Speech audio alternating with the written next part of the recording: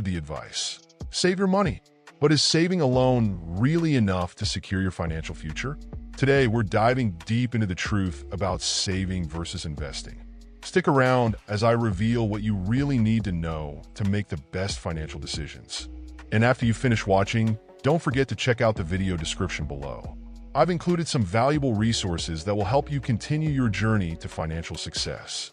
Whether you're just starting out or looking to level up, these tools and guides will give you the edge you need. So, let's get started. Let's start with saving.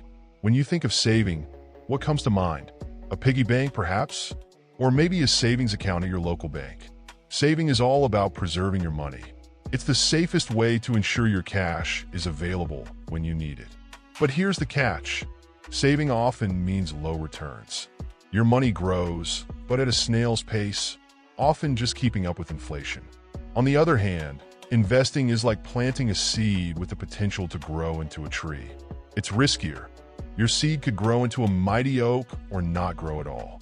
But with the right knowledge and strategies, investing can yield much higher returns than saving.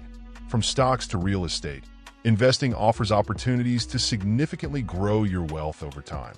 There are a lot of misconceptions out there. Some believe that saving alone is enough to secure their future. Others think investing is too risky and only for the wealthy. But here's the truth. Both saving and investing have their roles, and understanding when to save and when to invest is key to building financial security. So, how do you decide when to save and when to invest? It all comes down to your goals and timeline. For short-term goals like an emergency fund or a down payment on a house, saving is the way to go. But for long-term goals like retirement, investing is crucial. Your money needs time to grow, and the sooner you start, the better.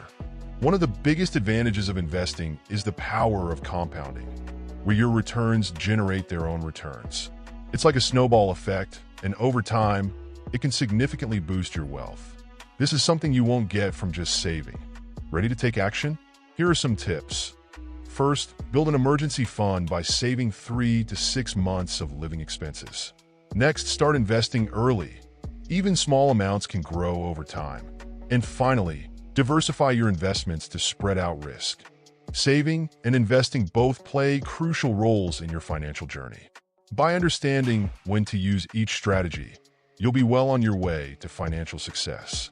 If you found this video helpful, be sure to like, subscribe, and hit that bell icon so you never miss out on future insights. And before you go, make sure to check out the video description below. I've included some valuable resources to help you continue your journey.